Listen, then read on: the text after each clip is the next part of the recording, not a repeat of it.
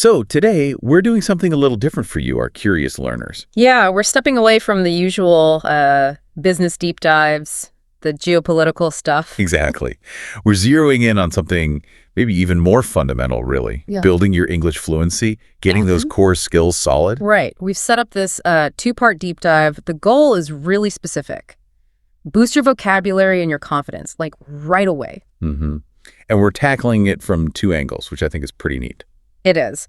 First up, we're going to, dissect some pretty advanced words. Technical stuff you hear in, say, weather reports, breaking down that sometimes dense language about storms. Breaking down the storm systems, yeah. And this is the cool part, I think we pivot completely. Right. To the opposite end. To the simplest, most personal language there is. Talking about your own day, your daily routine. We're deliberately pairing those two. The technical language of a formal report with the stuff you live every day. Because fluency isn't just one or the other, is it? You need both, the formal and the familiar. Exactly. And we're not just going to give you definitions. That's not enough. No. The whole idea is immediate use, deep understanding. So for every key word, we'll say it slowly, a couple of times. We'll spell it out for you, letter by letter. Make sure that's crystal clear. Define it clearly, of course. Yeah. And then, crucially, use it in sentences. We'll even leave a little pause after the examples. Yeah, so you can actually practice repeating it, shadowing the sound. That's so important. It really is. If you can confidently use a word like, say, hail or dreary, and then also, just talk about your morning routine smoothly. Without hesitating. Then you're really moving towards that automatic use of the language. That's the goal. Okay, fantastic. Let's dive in then. First stop, decoding the language of weather forecasting. That specific language used to describe a storm system, right? Oh. When you look at weather reports, especially the detailed ones, there's one word that just keeps coming up. It's foundational. Yeah. And that word is forecast. Forecast. Let's really focus on that sound. Yeah, listen closely. Forecast. Pause. One more time. Forecast. Pause. Okay, and the spelling. It's spelled F-O-R-E-C-A-S-T. F-O-R-E-C-A-S-T. Got it. And the basic meaning is pretty straightforward, right? It is. Simply put, it's a prediction. Or maybe a description of what's expected in the future. Usually weather, but not always. Right. That's the key thing I notice. We hear weather forecasts all the time, but the idea itself predicting the future that pops up everywhere. Oh, absolutely. That's why it's such a valuable word for you to master. It's so versatile. You get the weather forecast, sure, but think about work, business. Like a financial forecast. Yeah. Predicting sales or profits. Exactly. Or you might hear about an election forecast in politics. It's always about looking ahead, projecting what's likely to happen based on current data. Okay, so let's put it back into that weather context for practice. Remember, everyone, try repeating the sentence in the pause. Here we go. The 5-day forecast is calling for clear skies, a welcome change for our weekend travelers. Great. Okay, next word. Let's talk about a specific type of light rain. It's got its own feel, its own word. Drizzle. Grizzle. Listen to that zazy sound in the middle. Drizzle. Pause. Let's hear it again. Drizzle. Pause. And that's spelled D-R-I-Z-Z-L-E.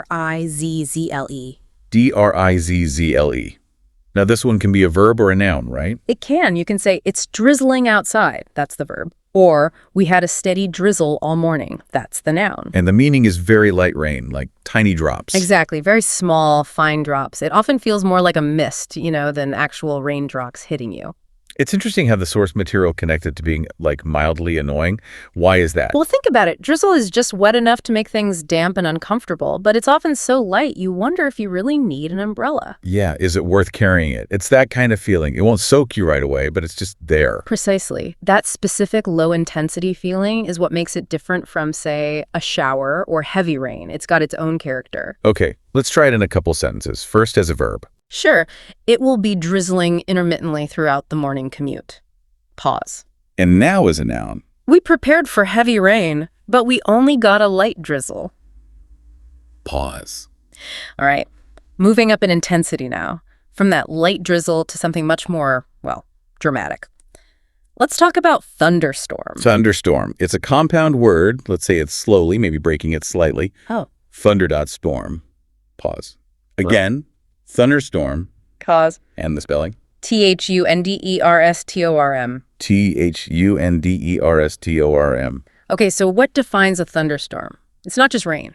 No, definitely not. It's a rain, usually heavy rain, but it comes with lightning. That's the flash of light you see, Right, and thunder. which is the sound, the loud boom that follows the lightning. Exactly. Thunderstorms are serious business. Yeah. Heavy rain, potential flooding, and of course, the danger from the lightning itself. And it's really important, isn't it, for learners to get the difference between lightning and thunder. One's light, one's sound. Crucial, both linguistically and practically.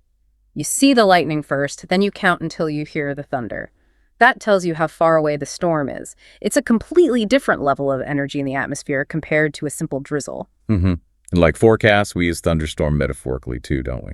We do. Think about a really heated argument. Right. You could say something like, the argument between them suddenly turned into a thunderstorm of angry words. It implies that sudden, loud, intense conflict. Perfect example. Okay, let's try it in a sentence, maybe like something you'd hear in a formal warning. Okay. Due to the intense heat, forecasters predict severe thunderstorms developing inland this afternoon. Pause. Good one. Yeah, okay, next up, a word that can be confusing because we use it every day in a different context. Shower. Ah, yes, the bathing connection. But in weather, it means something else. Let's practice the sound, even though it's familiar. Shower. Pause. Shower. Spelling straightforward. S-H-O-W-E-R. S-H-O-W-E-R. S-H-O-W-E-R. So when a weather report talks about showers, what exactly do they mean? They mean rain, specifically rain that tends to be shorter in duration, maybe more localized. It starts and stops. So not like a steady rain that goes on for hours, more like bursts of rain. Exactly. Think of how water comes down when you take a shower at home. It's a downpour, but it doesn't usually last all day. The weather term implies that kind of brevity. And you often hear it in the plural, right? Expect scattered showers. Yes, that's a key linguistic point. Using it as a countable noun, a few showers, really emphasizes that intermittent, brief nature. It's different from when you take a shower at home, which is referring to the whole act of washing. Okay, let's use it in a typical forecast sentence then, keeping that brief bursts idea in mind. All right. Despite the sunshine now, there is still a possibility of isolated showers later in the day. Pause. Makes sense. Okay, moving from liquid rain to frozen rain now. But it's not snow, it's Hail. hail. Let's get the A sound right. Hail. Pause one more time. Hail. Pause. Spelling is H-A-I-I-L. H-A-I-L. And what exactly is hail? How is it different from snow or sleet? Hail is basically raindrops that get caught in thunderstorm updrafts, freeze, fall a bit, get pushed back up, collect more ice over and over until they're too heavy and fall as chunks of ice. So they're hard ice pellets or balls, not soft like snowflakes. Exactly. Hard. Sometimes they're small, like peas, but they can get much bigger, like marbles, golf balls, even tennis balls in severe storms. Wow. And that hardness is key because hail means damage, right? Oh, definitely. It can damage cars, roofs, crops. I remember getting caught in a hailstorm once. The sound on the car roof was incredible. It's scary, actually. It can definitely hurt if it hits you. Yeah, you wouldn't want to be out in large hail. And we can use it as a verb, too. We can. We often say, it hailed yesterday, rather than just there was hail. It works both ways. Okay, let's practice both forms then. First, the noun. The sudden drop in temperature created the conditions necessary for hail formation. Pause. And now the verb. We had to pull over immediately when it started to hail fiercely. Pause. Oof. Yeah, you would. Okay, last word for this section. This one's an adjective describing the mood or feeling of certain weather. The word is dreary. Dreary. Focus on that long E sound in the first syllable. Dreary. Pause. Again. Dreary. Pause. And that's spelled D-R-E-A-R-Y. D-R-E-A-R-Y. So what does dreary mean? It sounds sad. It does carry that feeling. It means dull, gloomy, boring, lacking brightness or cheer. Think of a gray, overcast day with maybe some drizzle. A day with no sunshine, no excitement, just gray. Exactly. It combines that lack of light with a sort of depressing, monotonous feeling. And this is another versatile one, isn't it? It's not just for weather. Not at all. That's what makes it useful for you. You can describe a dreary Saturday, sure, but you could also talk about a dreary task at work or a dreary waiting room or even sometimes a dreary person, someone who's always pessimistic and never seems happy. So it captures that kind of life-sapping dullness. Perfectly. Okay, let's use it in a sentence, really emphasizing that gloomy mood. After 3 days of fog and heavy mist, the landscape felt incredibly dreary. Pause. Definitely paints a picture. Uh-huh. Okay, that wraps up our core weather words. Right. So we've got the nouns and adjectives, the building blocks. Now let's look at some of the functional language. How forecasters actually deliver this information and what it means practically for you. Okay, where do we start? Let's start with how they talk about probability, about how likely something is to happen. ##A, measuring possibility and probability. Okay, so the key word here would be chance, right? Exactly, chance. But in weather reports, it's used in a very specific way. Not just vaguely, like there's a chance of rain. No, almost never that vague. It's almost always tied to a number, a percentage. You hear a 30% chance of showers or a 95% chance of snow. That quantification is key. And why do they do that? Why the percentages?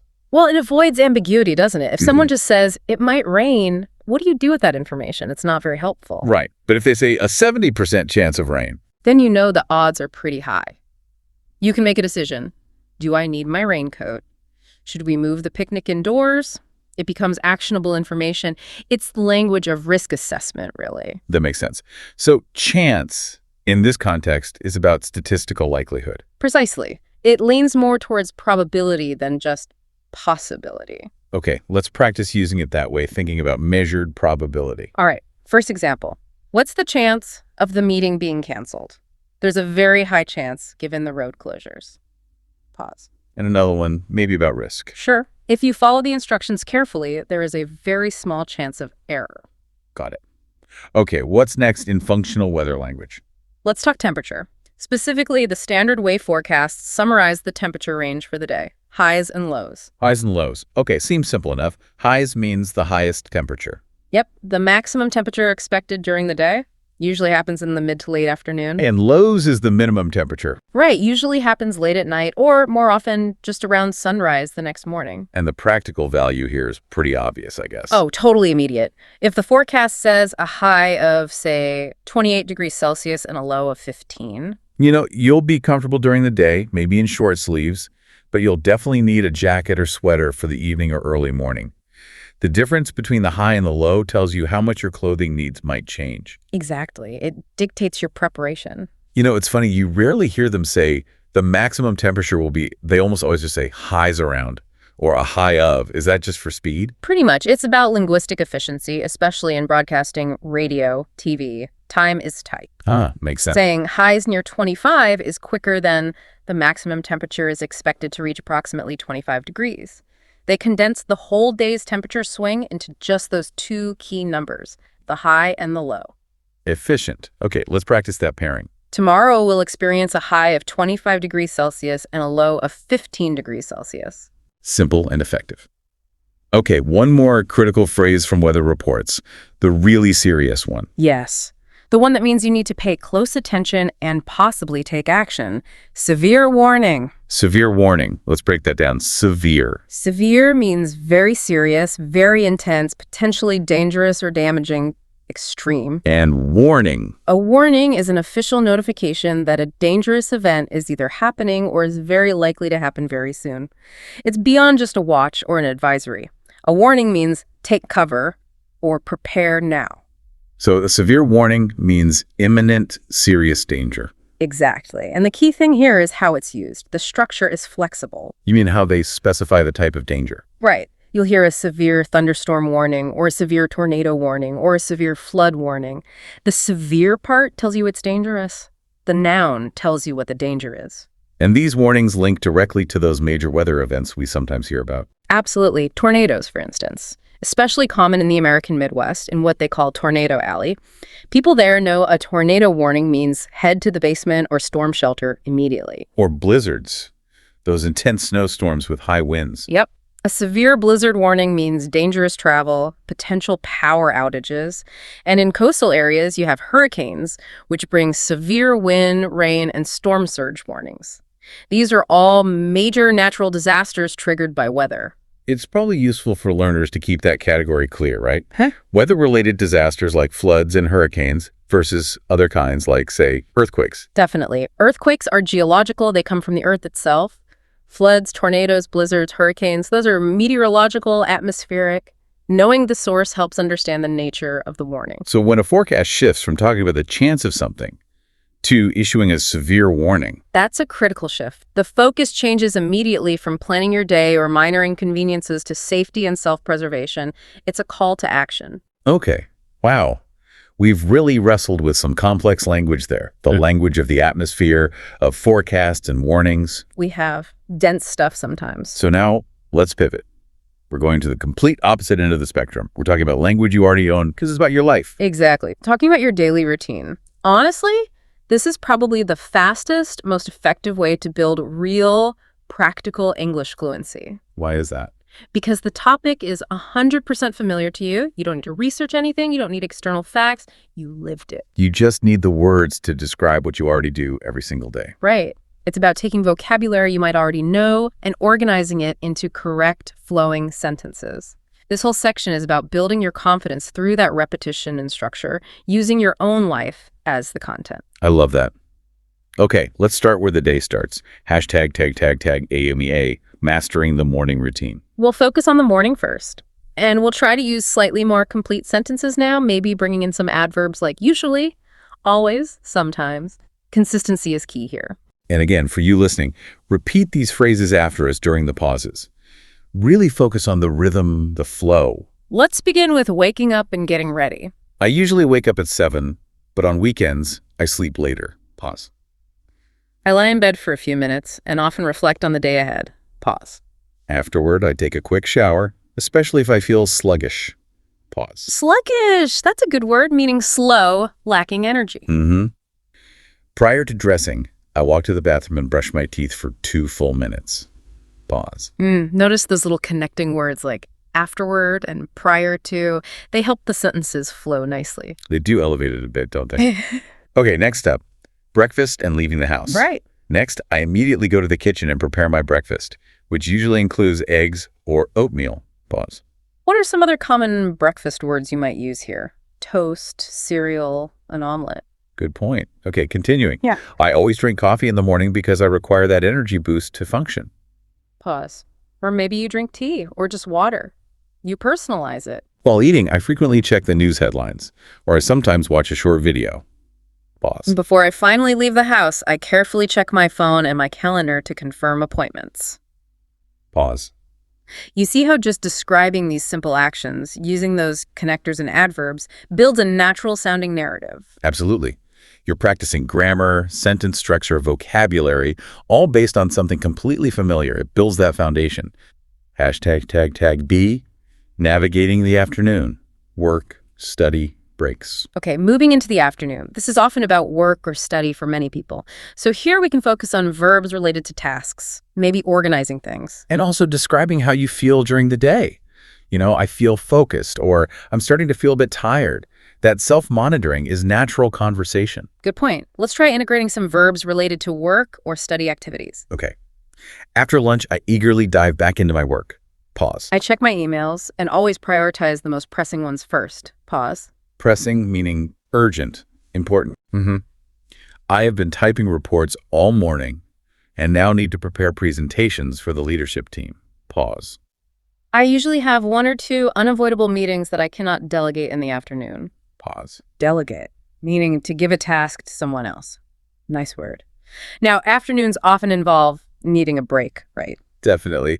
And this is a perfect time to introduce a really practical learning technique we mentioned earlier, shadowing. Ah, yes, shadowing. Can you explain that again? What exactly is it? Sure. Shadowing is simple but really powerful for improving your pronunciation and fluency.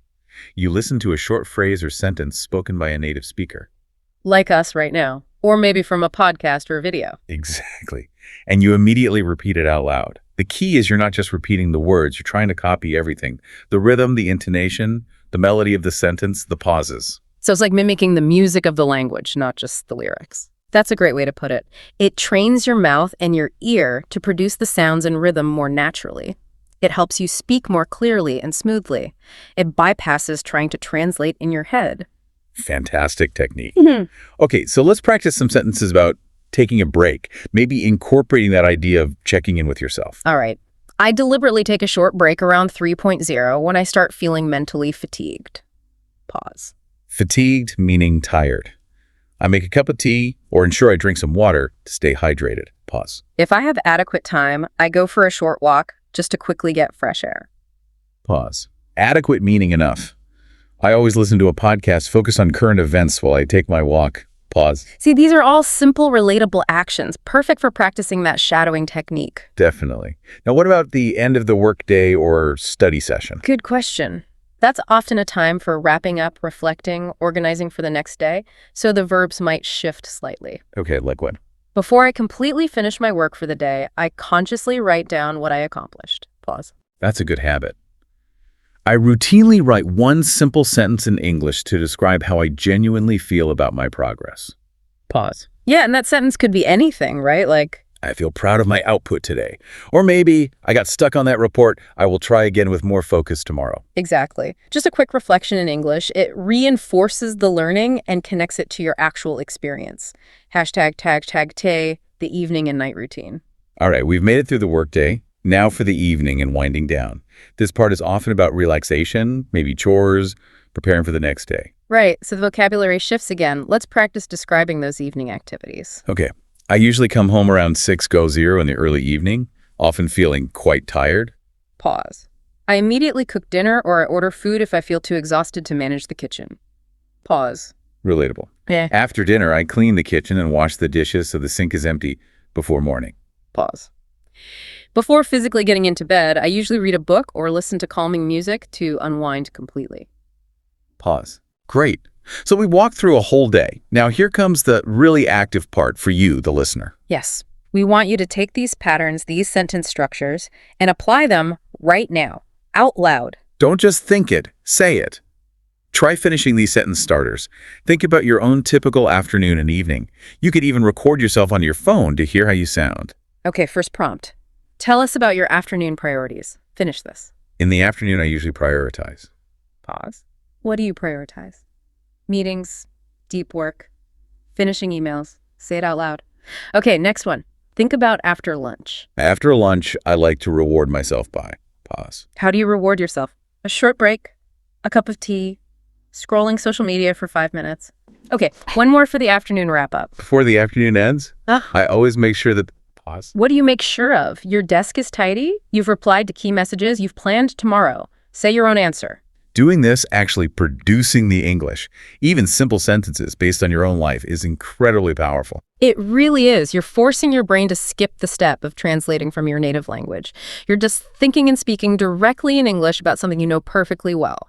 That's the fast track to fluency. Hashtag tag outro. Wow. Okay, that was quite the deep dive today. We really covered a lot of ground, didn't we? We certainly did. We went from the pretty technical, high-level language of weather forecasts, things like severe warnings, the difference between drizzle and a thunderstorm. Right, understanding those nuances. And then we swung right over to the most fundamental everyday language, just talking about getting up, having breakfast, working, taking a break. And that was exactly the mission, wasn't it? To bridge those two worlds, to help you master specific, sometimes complex vocabulary, while also building rock-solid confidence with the simple, essential sentences you need every single day. You practiced understanding formal language, like in a report, and you practiced producing personal language about your routine. Both are vital. Absolutely. It's about moving from that slow, careful, conscious thinking and translating towards more automatic, natural production of English. And the key to getting there.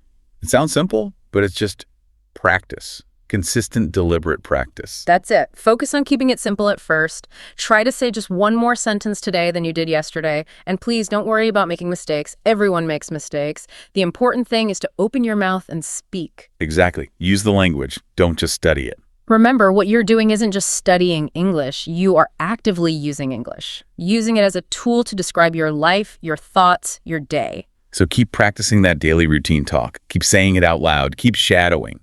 Until living your day in English, describing it one sentence at a time, starts to feel, well, easy, natural. That's the goal. Keep at it. You'll get there.